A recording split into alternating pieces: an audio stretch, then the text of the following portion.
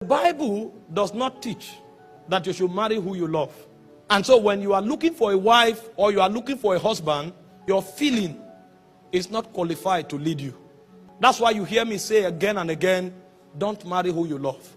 One of the major reasons for divorces as touching relationship, emotions, come from the fact that people jump into marriage based on the feelings they have for others. Because the love before marriage is largely emotional. There are many reasons for divorce.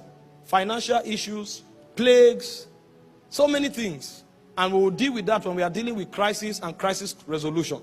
But it's important for you to know that the institution you are entering into does not have regard for the feeling you have before you enter. And I will tell you why.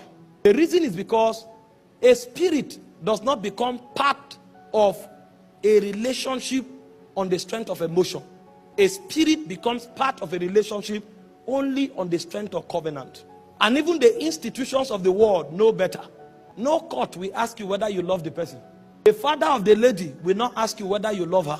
Because they know that when the agreement is knotted, even if it's 1 second after the agreement, if you don't love the person again, it's not enough reason for you to come out. And because your lack of emotions or feelings does not give you the right to come out, it is not a requisite for entering. The only basis where love could be a prerequisite for marriage would have been that if you enter and you don't love anymore, you are able to come out. But to show you the level of disregard that spirits allocate to human feeling because of the uncertainty that is with men, they never consider love as a factor before you enter. Rather, the moment you step in, you will now meet another kind of love. The love that motivates people into marriage, those who enter because of feelings, are largely emotional. But the love God commands in marriage is not emotional at all. It's responsibility. Now, while you are operating in the God kind of love, you will now begin to learn to add flavor. But what God is checking has nothing to do with your emotions. It is now your responsibility to cultivate emotion. And as I show you how God leads men to marriage, you will discover that God will not consult with your feeling. For those of you who are spiritual, you know what I'm saying. You can even be in one relationship and God will come and say, he's not the one.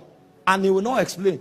And then while you are focusing on another one, God can come and say, it's another person. And when you check the person, all the specs that you idolized in your soul will not be there. The reason is because the emotional love that leads men to marriage are born out of the specifications that society indoctrinated us